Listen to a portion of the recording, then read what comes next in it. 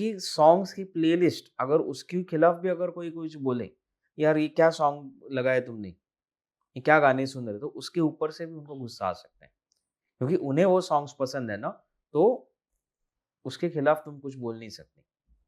उतने लेवल का भी गुस्सा हो सकता है और ये मैं एक प्रैक्टिकल एग्जांपल बोल रहा हूँ, जो मैंने एक्चुअली देखा है। बॉयज़ के केस में क्या होता है कि ज़्यादा एक्सटर्नल होता है, मतलब एग्रेशन, एंगर इश्यूज़ बाहर की तरफ ज़्यादा होता है। यहाँ पे फीमेल्स में, डॉटर्स के केसेस में वो इंटरनलाइज़ ज़्यादा होगा। मतलब जो भी गुस्सा रहेगा वो अपने आप में निकालेंगी या फिर अंदर दबाएँगी। फादर और फादरली फिगर्स के खिलाफ उन्हें भी एक हेट्रेड और एनिमोसिटी हो सकती है और ये एक्सटेंड हो सकता है पूरी मेल कम्युनिटी की तरफ।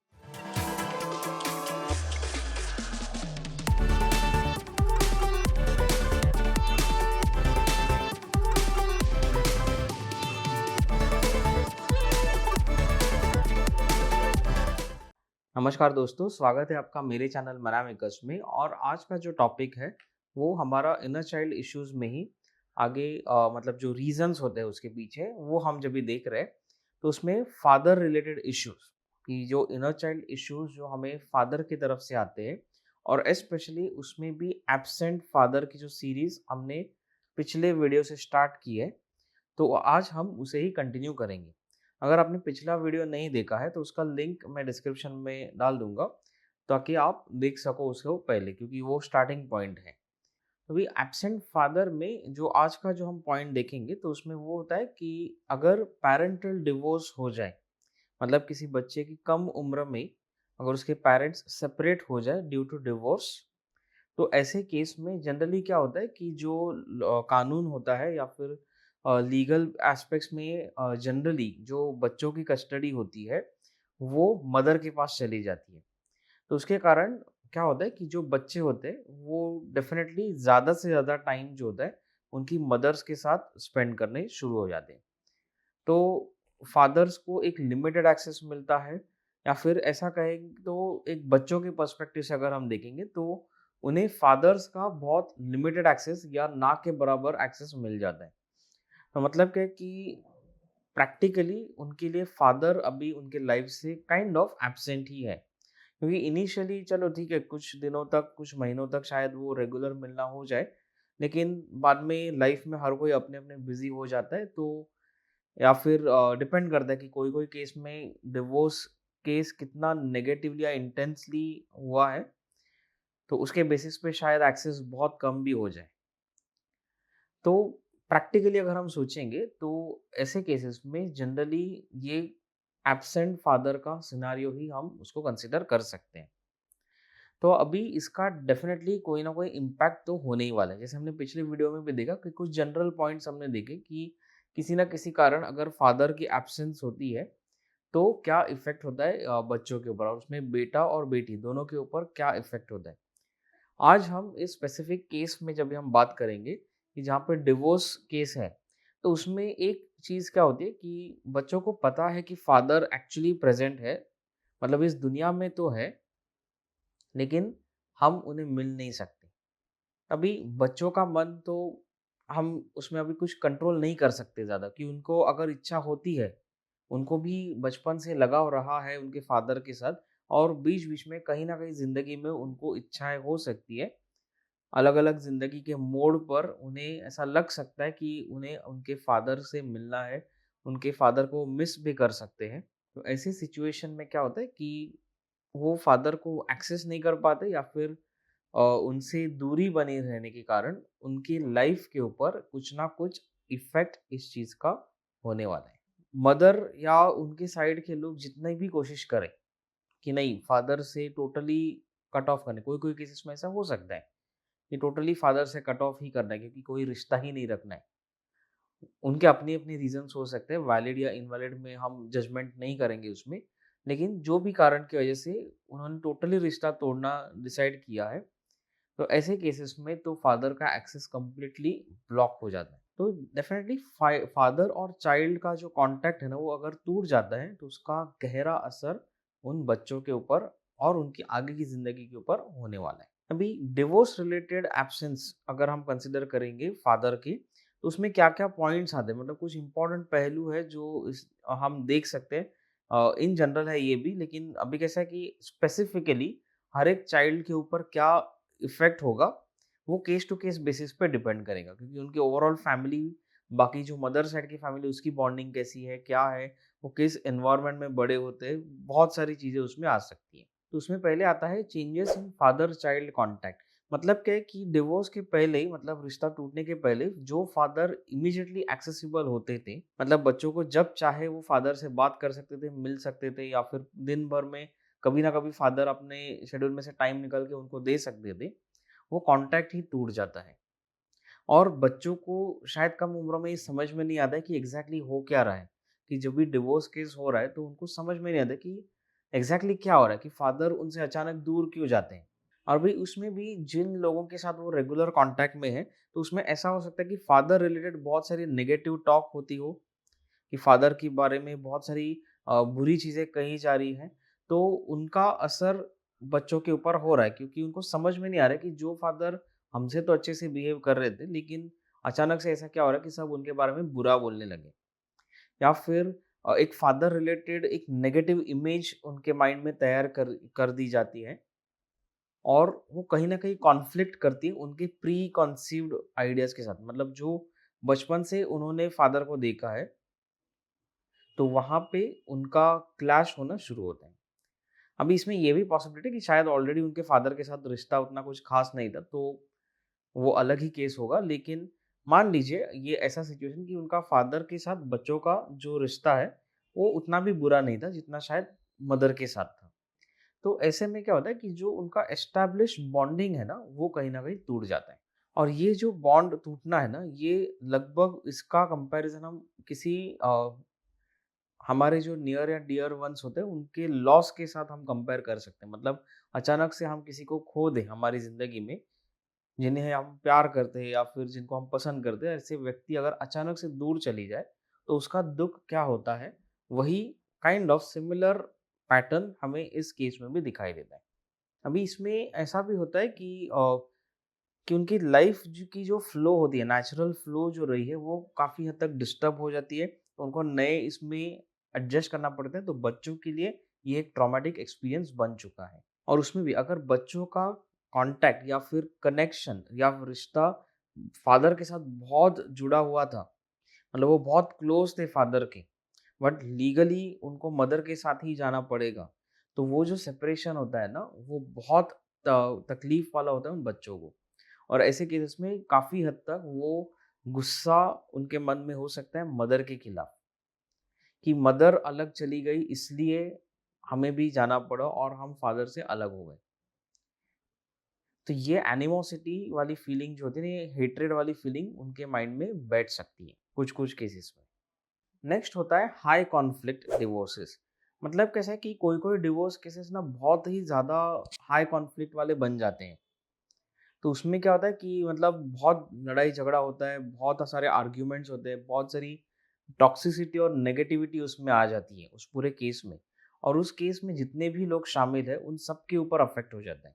अभी जो अडल्ट्स हैं वो तो चलो खैर अपनी हिसाब से उस चीज़ को हैंडल कर लेंगे, लेकिन जब बच्चे इन चीज़ों के बीच में फंस जाते हैं, तो उनकी लाइफ पर इस टॉक्सिक, मतलब कैसा है ना कि ये टॉक्सिसिटी उनके फॉर्मेटिव इयर्स जो कम उम्र होते हैं 7 से 14 के वक्त का जो होता है पीरियड, तो उसमें अगर ये कॉन्फ्लिक्ट अगर हो जाए, या फिर 7 से कम में भी, कि उनको ठीक से कुछ समझ में नहीं आ रहा है, लेकिन इतना समझ में आ रहा है कि कुछ तो गड़बड़ हो रही है, कुछ तो प्रॉब्लम क्रिएट हो चुका है। और वो पूरा कन्फ्यूजन वाला पीरियड जब तक रहेगा, तो उनको पता ही नहीं चल रहा है कि क्या हो रहा है। तो आप सोचो कि उस बच्चे के ऊपर क्या बीत रही होगी। इसको पूरा कन्फ्यूजन है, कुछ समझ में नहीं आ रहा है कि एग्ज़ैक्टली क्या प्रॉब्लम है, कि कौन सही है, कौन गलत है, कुछ मालूम नहीं है। लेकिन बस एक ही चीज़ उनको दिमाग में डाल दी गई है कि फादर बुरे हैं, फादर ऐसे हैं, फादर वैसे हैं। फिर फादर साइड के लोग मदर के खिलाफ डालेंगे, तो उनको समझ में नहीं आ रहा कि एग्ज़ैक्टली किसका सुनें, क्योंकि कल तक तो सब अच्छे से थे। तो जनरली क्या होता है कि towards the end of such cases, मतलब उनके माइंड में, बच्चों के माइंड में जनरली फादर के खिलाफ बहुत सारी हेट्रेड, नेगेटिविटी भर दी गई है, क्योंकि अल्टीमेटली उन्हें जाना तो मदर के पास ही होता है। तो ग्रेजुअली ऐसा होता है कि धीरे-धीरे ही सही, लेकिन फादर के खिलाफ स्पेशली हाई कॉन्फ्लिक्ट केसेस में फादर के खिलाफ बहुत सारी हेट्रेड भर दी जाती है। तो इसका इम्पैक्ट ये होता है कि सिर्फ फादर के खिलाफ वो हेट्रेड नहीं होती है, फिर वो फादर रिलेटेड जो भी फिगर्स होती है, मतलब फादरली फिगर्स जो भी होते हैं, फिर वो सीनियर्स हो सकते हैं, सीनियर बॉसेस हो सकते हैं, मेल फिगर्स हो सकते हैं, कोई भी ऐसी व्यक्ति, फिर वो मेल हो या फीमेल हो, उन बच्चों के लाइफ में जो उनके फादर का रिफ्लेक्शन बनती है, ऐसे सभी व्यक्तियों के खिलाफ उनको हेट्रेड भर दी जाती है। क्योंकि मैंने बहुत से स्टार्टिंग के वीडियोस में भी मैंने कई बार ये कहा है कि हर व्यक्ति जो हमारे लाइफ में आता है, वो या तो हमारे मदर का रिफ्लेक्शन होता है या फिर हमारे फादर का रिफ्लेक्शन होता है। और जहाँ पे भी ऐसे बच्चों के लाइफ में कोई भी फादर रिलेटेड रिफ्लेक्शन वाले व्यक्ति आएंगे, तो उनके खिलाफ वो गुस्सा जाएगा, वो सारी नेगेटिव फीलिंग्स उन सारे व्यक्तियों के खिलाफ जाएगी। किसी ना किसी तरह, किसी के साथ सॉफ्ट रहेगी, किसी के साथ काफ़ी हार्श रह सकती है, लेकिन ये डेफिनेटली होगा। नेक्स्ट होता है सोशियो इकोनॉमिक फैक्टर्स। तो मतलब क्या होता है कि कोई-कोई डिवोर्स केसेस में ऐसा होता है कि आफ्टर सेपरेशन मदर की फाइनेंशियल सिचुएशंस काफ़ी मतलब काफ़ी हद तक उतनी अच्छी नहीं रह जाती। अब वो डिपेंड करता है कि उसमें बहुत सारे फैक्टर्स हो जाते हैं, लेकिन अल्टीमेटली भले ही फादर की तरफ से कोई ना कोई फाइनेंशियल सपोर्ट दिया जाता हो, बट अल्टीमेटली अगर उस मदर की फाइनेंशियल सिचुएशंस अगर उतनी अच्छी नहीं है, तो धीरे-धीरे जैसी बच्चों की अपब्रिंगिंग होती है, बच्चे जब भी बड़े होते रहते हैं, तो एक फाइनेंशियल स्ट्रेस की वजह से वो अलग से उनके लाइफ में इम्पैक्ट करने वाले हैं, क्योंकि उनकी पूरी अपब्रिंगिंग, उनकी एजुकेशन वगैरह सब अफेक्ट हो जाते हैं। और उस सब का जो संबंध है, वो कहीं न कहीं इस डिवोर्स केस से जुड़ जाता है, कि अगर शायद वो ना हुआ होता, तो ये नहीं होता था। तो डायरेक्टली और इनडायरेक्टली उसके साथ संबंध जोड़ दिया जाता है।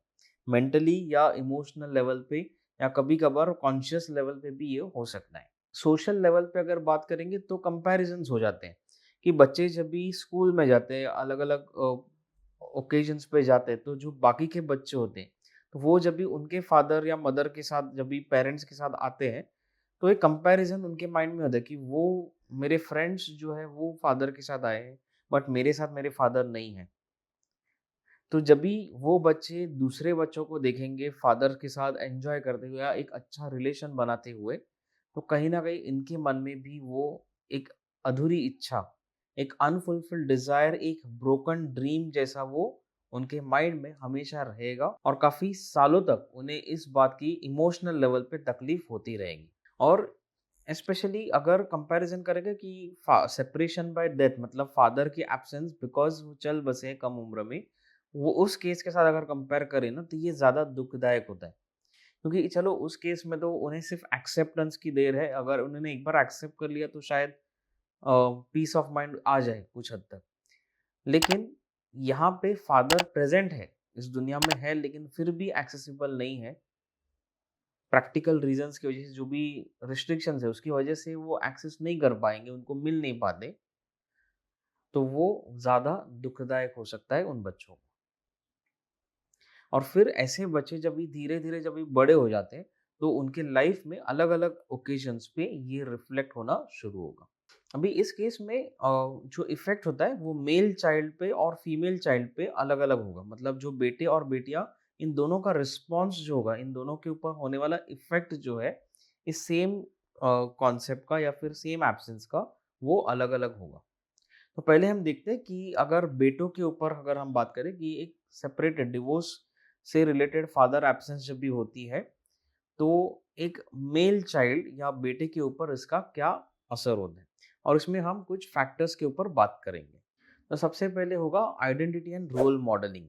अब ये काइंड ऑफ रिपीटिंग है, मतलब पिछले वीडियो में भी इसके ऊपर जनरल बात किया था, लेकिन फिर भी अगर हम डिटेल में फिर भी इस केस में बात करें, तो यहाँ पे क्या होगा, यहाँ पे थोड़ा कॉन्फ्लिक्टिंग रोल मॉडलिंग हो जाएगा, कि यहाँ पे रेफरेंस तो है फादर का, लेकिन फिर भी सही और गलत की समझ नहीं है।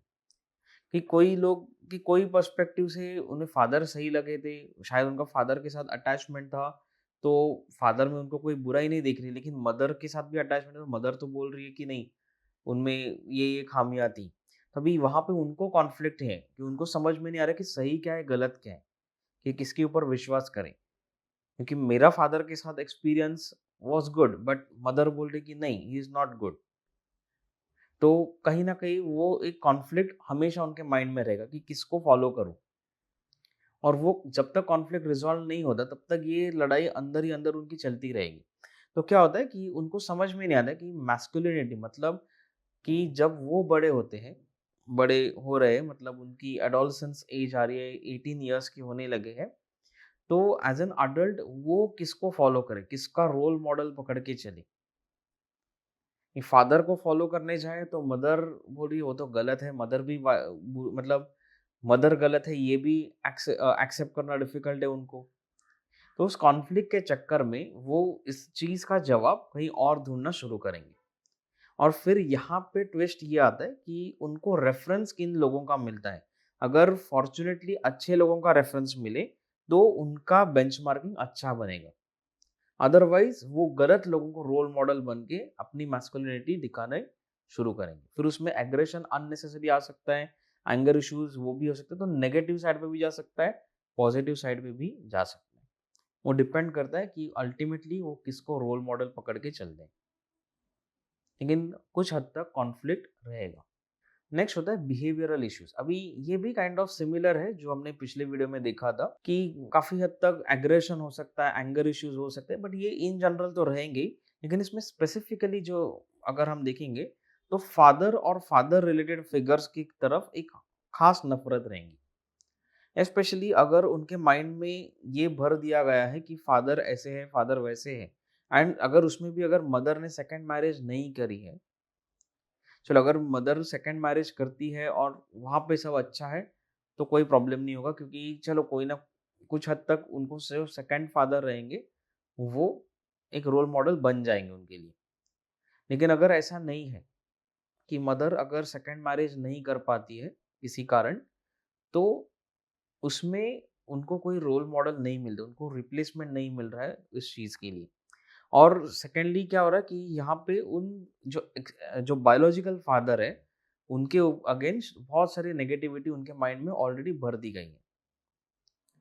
और ये काफ़ी नॉर्मली हो जाता है ऐसे काफ़ी सारे केसेस में कि फादर के ऊपर पूरा गुस्सा निकालने के चक्कर में बच्चों के मन में पूरी नेगेटिविटी भर दी जाती है उस फादर के खिलाफ।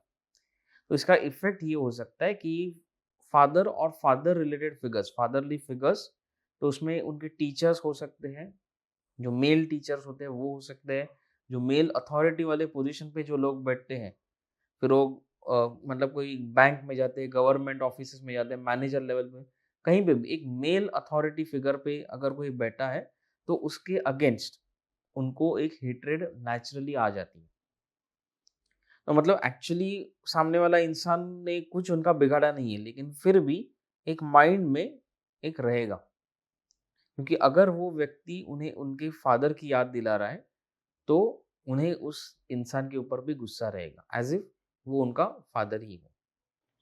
और ये इनर चाइल्ड इश्यूज़ का एक अहम हिस्सा होता है, कि जो भी इश्यूज़ हमें फादर या मदर की तरफ से आते हैं, तो वहाँ पे जो-जो लोग आपको उस व्यक्ति का मतलब आपके फादर का या मदर का याद दिलाते हैं किसी न किसी तरह से, तो उनके अगेंस्ट ये पूरी नेगेटिविटी निकलेगी। नेक्स्ट होता है इमोशनल वेलबींग। तो इमोशनल वेलबींग में मतलब क्या होता है कि उनको अपने इमोशंस के ऊपर कंट्रोल रखना थोड़ा-सा डिफ़िकल्ट हो जाता है। मतलब कैसा है कि यहाँ पे बैलेंस की ज़रूरत होती है। देखो गुस्सा बिल्कुल भी नहीं होना या गुस्सा बहुत ज़्यादा होना, ये दोनों प्रॉब्लमैटिक सिचुएशन है। क्योंकि एंगर वैसे तो नेसेसरी इमोशन होता है, क्योंकि वो आपको अपनी लिमिटेशंस दिखाता है, आपकी हेल्दी बाउंड्रीज कहाँ पे ड्रॉ करनी है वो भी बताता है कि आप कहाँ पे कौन-सी चीज़ें टॉलरेट कर सकते हो और कहाँ कौन-सी चीज़ें नहीं कर सकते हो, इसकी समझ भी हमें देता है। तो वो पॉजिटिव साइड होता है एंगर का। लेकिन नेगेटिव साइड ये होता है कि अगर वो हम गुस्सा किसी के ऊपर निकालना शुरू करें, वॉयलेंस हो जाए उसमें से, एग्रेसिव हो जाए या फिर हेट्रेड में बदल जाए, तो फिर वो प्रॉब्लम हो जाता है। तो वैसे एक्सट्रीम लेवल पे जाने के चांसेस होते हैं इमोशनल में। अभी ये एंगर की बात हुई, लेकिन वैसे ही फिर फियर्स हो सकते हैं, एंग्जायटी हो सकती है, फिर उसमें ओवर थिंकिंग होना। तो एक फेमिनिन एस्पेक्ट जो होता है ना वो ज़्यादा बढ़ जाता है, जिसमें वो लोग बहुत सोचते रहेंगे। तो ऐसे लड़के लोग या फिर ऐसे मेल्स भी हम देख सकते हैं कि जहाँ पे वो बहुत सोचते हैं, कभी-कभार इमोशनली सेंसिटिव हो रहते हैं। तो उनके थोड़ा-सा अगर कोई कुछ बुरा बोल दे तो उनको मतलब या तो बहुत बुरा लगता है, रोने भी लगते हैं या फिर उनको बहुत ज़्यादा गुस्सा भी आता है इनको ज़रा भी कोई उनको अगर क्रिटिसाइज़ करे तो उनको पसंद नहीं होता है। तो ऐसे भी केसेस होते हैं। मतलब एक सिंपल सी ऐसी भी बात होती है कि अगर उनको मतलब उनकी सॉन्ग्स की प्लेलिस्ट अगर उसके खिलाफ भी अगर कोई कुछ बोले, यार ये क्या सॉन्ग लगाया तुमने? ये क्या गाने सुन रहे हो? तो उसके ऊपर से भी उनको गुस्सा आ सकता है। क्योंकि उन्हें वो सॉन्ग्स पसंद है ना, तो उसके खिलाफ तुम कुछ बोल नहीं सकते। उतने लेवल का भी गुस्सा हो सकता है और ये मैं एक प्रैक्टिकल एग्जांपल बोल रहा हूँ, जो मैंने एक्चुअली देखा है। तो क्या होता है कि इसकी वजह से इमोशंस को अगर वो हैंडल नहीं कर पाएँगे, तो उनके लाइफ में बहुत सारी रुकावटें और ऑब्स्टिकल्स आ सकते हैं। नेक्स्ट होता है एकेडमिक एंड करियर परफॉर्मेंस। तो इसमें क्या होता है कि उनके एकेडमिक्स बाय डिफ़ॉल्ट अफ़ेक्ट होने ही वाले हैं। तो मतलब क्या है कि एक फादर की तरफ से लॉजिकल रीज़निंग और फ़ोकस और कंसंट्रेशन, एक्शन टेकिंग एबिलिटीज़ जो आती है मैस्कुलिन एनर्जीज़ की वजह से, वो मिसिंग हो जाने के कारण उन्हें मतलब ये सारी चीज़ें उनके लाइफ में, उनके करियर में और एकेडमिक्स में लेके आना बहुत डिफ़िकल्ट हो जाता है। तो क्या होता है कि अगर एकेडमिक्स अफ़ेक्ट हो जाए तो आगे जाके करियर अफ़ेक्ट होगा। तो ये एक चेन रिएक्शन की तरह बन जाता है कि एकेडमिक्स से शुरू होते-होते करियर की तरफ जाते हैं। क्योंकि हम सब जानते हैं कि एकेडमिक्स के बाद जब भी हम एक्चुअल प्रैक्टिकल करियर में जाते हैं, हमारे जॉब या बिज़नेस में जाते हैं, तो हमें क कॉन्स्टेंटली अपग्रेड करना पड़ता है। हमें नया-नया कुछ ना कुछ सीखना पड़ता है आज के ज़माने में। तो अगर वहाँ पे एकेडमिक्स आता है, तो वहाँ पे अगर प्रॉब्लम है एकेडमिक्स में, तो ऐसे लोग आगे बढ़ना बहुत मतलब उनके लिए बहुत प्रॉब्लमैटिक हो जाता है। नेक्स्ट होता है रिलेशनशिप पैटर्न्स। तो उसमें डेफिनिटली रिलेशनशिप रिलेटेड इश्यूज़ तो आएँगे उनको, स्पेशली फादर टाइप जो मेल फिगर्स रहेंगे, मतलब ऐसे मेल्स उनके लाइफ में जो उन्हें उनके फादर की याद दिलाते हैं। ऐसे लोग अगर उनके लाइफ में रहेंगे तो उनके साथ तो रिलेशंस बनाना उनको बहुत डिफिकल्ट होगा।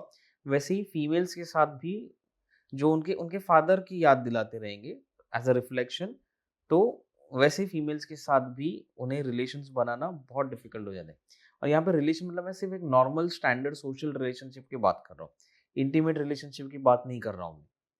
एक सिंपल वो तो बाद में आता है ना, अगर एक नॉर्मल रिलेशनशिप बने तो उसके बाद ये सब आता है। तो वहाँ पे उनमें दिक्कत आ सकती है। नेक्स्ट ये हो सकता है कि मतलब जब वो खुद शादी करें, तो उन्हें एक अच्छा रोल मॉडलिंग मिला ही नहीं है कि एक आइडियल हस्बैंड कैसे होता है, एक गुड हस्बैंड कैसे होता है। अगर किसी और का रेफरेंस उन्हें मिल जाए तो ठीक है, या फिर एक बाय डिफ़ॉल्ट किसी कारण उनको एक मैच्योरिटी आ जाए, कि बाकी कुछ एक्सटर्नल फैक्टर्स की वजह से उनमें एक समझदारी आ जाए, तो वो एक अच्छे हस्बैंड बन पाएँगे। अदरवाइज़ बहुत डिफ़िकल्ट होगा, शायद वो सेम पैटर्न उनके मैरिज में भी रिपीट कर सकते हैं। जैसे उनके फादर बिहेव किए होंगे, वैसे ही सेम पैटर्न या सिमिलर पैटर्न उनकी लाइफ में भी हो सकता है। कहीं न कहीं वो एक ऐसी पार्टनर अट्रैक्ट करेंगे, जिसके साथ उनकी बनेगी नहीं और सेम चीज़ें उनके साथ भी हो सकती हैं। ये वल्नरेबिलिटी हो सकती है। इसके अलावा मान लीजिए अगर उनकी मैरिज चल भी जाए, उनको एक सपोर्टिव पार्टनर मिल भी जाए, लेकिन आगे जाके जब बच्चे होंगे, तो उनके शायद शायद एक कैसा रिलेशन बने, क्योंकि उन्होंने एक आइडियल फादर देखा ही नहीं है। अगर उनको एक फादर फिगर कैसे होता है कि एक पिता कैसे होना चाहिए, एक रेफरेंस ही नहीं है उनके पास प्रॉपर, तो फिर वो स्ट्रगल करेंगे जब भी उनको एक फादर का रोल प्ले करना है। अभी ज़िम्मेदारी तो आ गई है, तो करना तो है, लेकिन मालूम नहीं कैसे करना है, तो वो स्ट्रगल करेंगे उसमें। एंड हो सकता है कि सेम पैटर्न उनके बच्चों के साथ भी उनका हो जाए। एंड इन जनरल अगर हम बात करें, तो यहाँ पे एक अबैंडनमेंट वाली फीलिंग हो सकती है, उनको डर हो सकता है कि सडन लॉस होने के चांसेस, मतलब कि किसी व्यक्ति के साथ अटैचमेंट हो गए तो उनको हमेशा डर लगे कि हमें इन्हें खो ना दें। क्योंकि फादर के साथ अटैचमेंट रहा था और अचानक कुछ हो गया एंड वो अलग हो गए। तो रिश्ता टूटने की डर जो होता है ना, वो उन्हें एक रह सकता है लाइफ टाइम। मतलब शुरुआत तो हेल्दी रिलेशनशिप बनाने से ही अगर उनको प्रॉब्लम रहेगा, तो वो टिकाने में भी उनको प्रॉब्लम होगा, क्योंकि हमेशा उनको वो डर सताए रहेगा। तो हो सकता है कि उसके चक्कर में वो पीपल प्लीजिंग में चले कि नहीं ये दूर ना चले जाए, हर बात मानना, तो सबमिसिव होना, तो ये सब चीज़ें उनमें हो सकती है।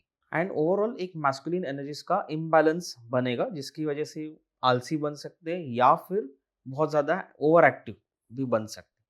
वैसे बहुत सारी पॉसिबिलिटीज़ यहाँ पे हो सकती है। नेक्स्ट हम देखते हैं कि इस सिचुएशन का बेटियों के ऊपर क्या असर हो सकता है। तो जब भी फीमेल चाइल्ड की बात आती है, तो यहाँ पे भी सिमिलर पॉइंट्स के ऊपर ही हम बात करेंगे।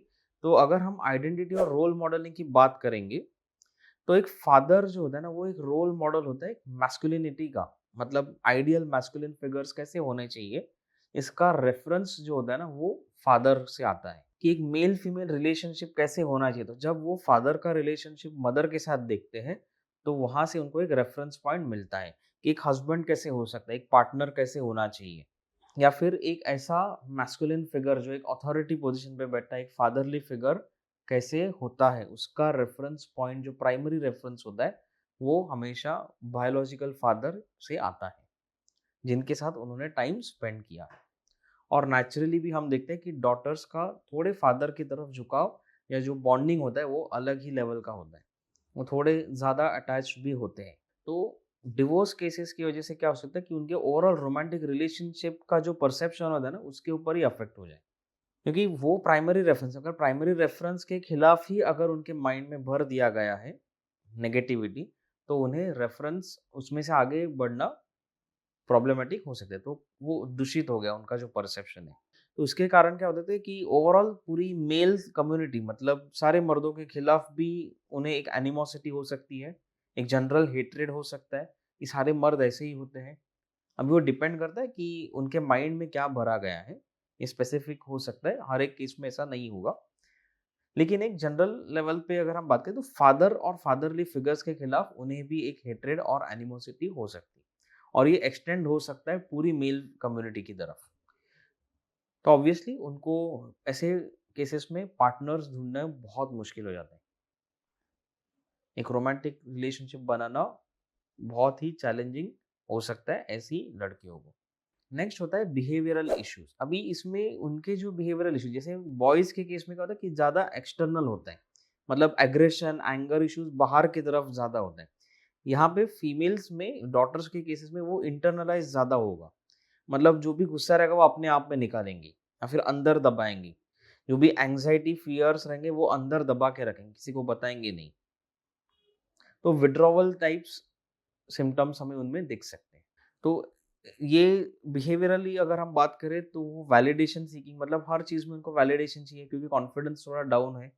मैस्कुलिन एनर्जीज का इम्बैलेंस होने की वजह से थोड़ी कॉन्फिडेंस के ऊपर अफेक्ट हो गया है। तो क्या होगा कि उनको हर चीज़ में वैलिडेशन चाहिए, और फिर क्या होता है कि वैलिडेशन के चक्कर में वो थोड़े अनहेल्दी मेथड्स में भी जा सकती है। मतलब किसी का वैलिडेशन चाहिए तो उसके लिए शायद वो कॉम्प्रोमाइज़ भी कर दे। मतलब अभी ये मैं एक जनरल टर्म यूज़ कर रहा हूँ। अभी इसमें बहुत सारी चीज़ें निकाल सकते हैं, हम उतनी डिटेल में बात नहीं करेंगे यहाँ पे। लेकिन पॉसिबिलिटीज़ ज़रूर हो सकती है।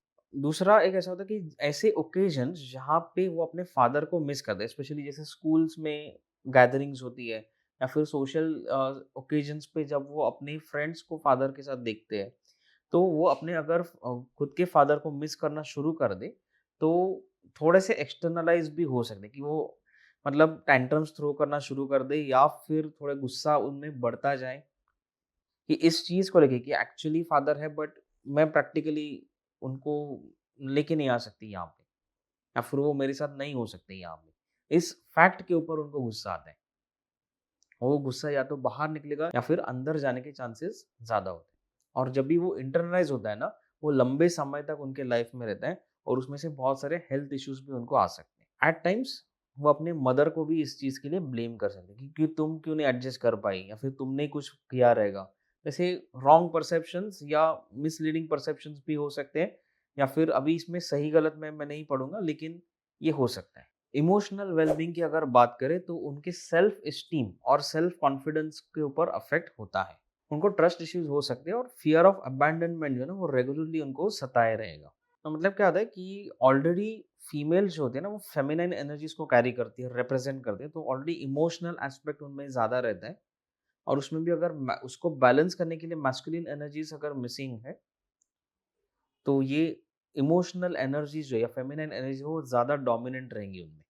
तो क्या होगा, इमोशनली सेंसिटिव होने के चांसेस हो सकते हैं, या फिर अपोजिट एक्सट्रीम में अगर बात करें तो इमोशनली वेरी अनसेंसिटिव, मतलब बिल्कुल भी सेंसिटिव नहीं है, उनको इमोशंस का कुछ भी मतलब पूरा अभाव है उसमें। तो ये एक्सट्रीम एंड हो सकता है दूसरा, लेकिन जनरली वो टेंडेंसी यही रहेगी कि ओवरली इमोशनल रहेंगी, तो उसमें फिर ओवर थिंकिंग, फियर, एंग्जाइटी, ये सारी चीज़ें उसमें आ जाती है। नेक्स्ट उनके एकेडमिक परफॉर्मेंस की अगर बात करें तो डेफिनेटली उनके एकेडमिक परफॉर्मेंस में भी अफेक्ट होगा, क्योंकि इमोशनल डिस्ट्रेस रहेगा। और जैसे बॉयज के केस में होता है, तो वैसे सिमिलरली इनके केस में भी ये प्रॉब्लम हो सकता है। अभी गर्ल्स के केस में ना थोड़ा सा एक डिफरेंस ये भी होता है कि ऐसी लड़कियों को आगे जाके जनरली फाइनेंशियल चैलेंजेस का सामना करना पड़ता है। क्योंकि क्या होता है कि मेल्स के केस में, अभी बॉयज़ के केस में कैसे एक नेचुरल मैस्कुलिनिटी तो रहती है थोड़ी बहुत, एंड वो फिर कैसे कि उनके गाय फ्रेंड्स रहेंगे, तो मतलब उनके जो दोस्त रहेंगे वो लड़के लोग रहेंगे, और तो उनको एक बोरोड मैस्कुलिनिटी कहीं न कहीं से आ जाती है। लेकिन फीमेल्स के चक्कर में क्या होता है कि नेचुरली बॉयज़ के साथ उतना फ्रेंडशिप रहेगा, नहीं रहेगा, पता नहीं। वो डिपेंड करता है कि कहाँ पे कौन से एनवायरनमेंट में रहते हैं। लेकिन वो मैस्कुलिन एनर्जीज़ का इम्बैलेंस होने के कारण ये हो सकता है कि उनके फाइनेंसेस के ऊपर, मतलब जो फाइनेंशियल्स लो सेल्फ वर्थ होने के कारण उनको फाइनेंशियली थोड़ा-सा आगे जाके चैलेंजेस हो सकते हैं। तो किसी वजह से अगर करियर रिलेटेड फेलियर्स अगर एक बार आ गए तो उसमें से उनको बाहर निकलना थोड़ा मुश्किल हो सकता है ऐसे केसेस में। तो उनको किसी और तरीके से इस चीज़ को ओवरकम करना पड़ेगा, उनकी मैस्कुलिन एनर्जीज को बैलेंस करना पड़ेगा। तब ये इसमें से शायद निकल पाएँगे। नेक्स्ट होता है रिलेशनशिप पैटर्न्स। तो मतलब यहाँ पे क्या होता है कि स्पेशली लड़कियों को मेल्स के साथ इंटीमेट रिलेशनशिप या रोमांटिक रिलेशनशिप एस्टैब्लिश करना ज़्यादा चैलेंजिंग हो जाता है। ये ओवरऑल फादरली फिगर जो होता है वही, मतलब एक रेफरेंस पॉइंट होता है कि एक मेल फीमेल रिलेशनशिप कैसे होना चाहिए। तो वहाँ पे अगर उन्होंने फेलियर होते हुए देखा है, ड्रास्टिक फेलियर्स देखे हैं, तो उनका भरोसा ही शायद उठ चुका है इन चीज़ों से। तो भले ही बायोलॉजिकली, नेचुरली उनको वो एक इंस्टिंक्ट रहेगा कि नहीं चाहिए, कि हमें एक रिलेशनशिप चाहिए। लेकिन फिर भी दूसरा एक अपोजिंग फोर्स में भी उनमें रहेगा कि जो उन्होंने देखा है, मेंटल इमोशनल एक देखा है एक्सपीरियंस, तो वो कॉन्ट्राडिक्ट करेगा उनको। तो उस कॉन्फ्लिक्ट में वो हमेशा रहेंगे, और जब तक ये कॉन्फ्लिक्ट चलता रहेगा तो उनके लिए बहुत डिफिकल्ट होगा रिलेशनशिप बनाना, और अगर बन जाए तो उसको बरकरार रखना। क्योंकि ट्रस्ट इश्यूज और इमोशनल ट्रॉमा जो उन्होंने देखा है बचपन में, सब उनको वहाँ पे रिफ्लेक्ट होगा। तो ऐसा भी हो सकता है कि उनके माइंड में बार-बार वही चीज़ें चलती रहेंगी, तो ऐसा भी हो सकता है कि लॉ ऑफ अट्रैक्शन कुछ इस तरह से काम करे कि वो सिमिलर एक्सपीरियंसेस अपने लाइफ में इनवाइट करें। मतलब वो एक ऐसे पार्टनर को चूज़ करेंगे कि उन्हें भी सेम एक्सपीरियंसेस से जाना पड़ रहा है, जो उनकी मदर को हुआ है। तो ये भी एक पॉसिबिलिटी होती है कि अगर कोई लोग उसमें अगर केयरफुल नहीं रहेंगे कि वो क्या मैनिफेस्ट कर रहे हैं, तो ऐसे चांसेस भी हो सकते हैं कि वो सेम एक्सपीरियंसेस अपने लाइफ में मैनिफेस्ट करें। और अगर इन जनरल इफेक्ट की बात करें तो अबैंडनमेंट फियर्स तो रहेंगे, कि fear of losing people's friendships etcetera, या फिर जैसे एक overall imbalance of masculine energies जो होता है, तो लेथार्जी हो सकती है, आलसीपन हो सकता है, बहुत सारी ओवर थिंकिंग एंग्जाइटी इश्यूज हो सकती है। तो उससे रिलेटेड जो भी इश्यूज है, फिर हेल्थ इश्यूज हो सकते हैं, mental emotional health, physical health issues, वो सब भी उन्हें प्रॉब्लम्स क्रिएट कर सकते हैं। और एक दबे हुए इमोशंस अगर उनके अंदर रहेंगे, स्पेशली एंगर वगैरह, तो अंदर ही अंदर उनको फिजिकल लेवल पे वो बॉडी में इन्फ्लेमेशन वगैरह बहुत होने के चांसेस है, और उससे रिलेटेड जो भी इश्यूज है। काफ़ी हद तक ऐसे भी होते हैं कि उनके पास बहुत सारे ब्रिलियंट आइडियाज़ रहेंगे, करियर रिलेटेड हो सकता है, उनके काम रिलेटेड हो सकता है, बहुत सारे ब्रिलियंट आइडियाज़ हो सकते हैं, बिज़नेस आइडिया हो सकते हैं, लेकिन एग्ज़ीक्यूट करने में उन्हें तकलीफ होगी, क्योंकि मैस्कुलिन एनर्जीज़ का अभाव है यहाँ पे। क्योंकि जो एक्शन टेकिंग एबिलिटी चाहिए, जो लॉजिकल एस्पेक्ट उसमें चाहिए कि कैसे प्लान करना, आगे बढ़ना है, वो अगर कहीं से उनको मिल नहीं पा रहा है, तो फिर उन्हें प्रॉब्लम होगा उन आइडियाज़ को एग्ज़ीक्यूट करने में। तो ऐसे बहुत सारे इफ़ेक्ट्स हो सकते हैं। तो इन द एंड ये सभी इफ़ेक्ट्स जो है ना, ये जनरल इफ़ेक्ट्स हैं। अभी इसमें specific case to case basis पे डिपेंड करता है कि उनका एनवायरनमेंट क्या है, उनके कलीग्स, उनके फ्रेंड्स वगैरह सब कैसे हैं, उसके बेसिस पे स्पेसिफिक इफ़ेक्ट डिफाइन हो सकता है। तो दोस्तों, आज का वीडियो अगर आपको पसंद आया हो, आपको रिलेटेबल लगा हो, तो मुझे ज़रूर कमेंट्स में बताइए, और ज़्यादा से ज़्यादा लोगों के साथ ये वीडियो शेयर कीजिए ताकि अवेयरनेस स्प्रेड हो सके, और इस वीडियो को लाइक कीजिए, और अगर आप चैनल पे नए हो तो ज़रूर सब्सक्राइब कीजिए। Thank you.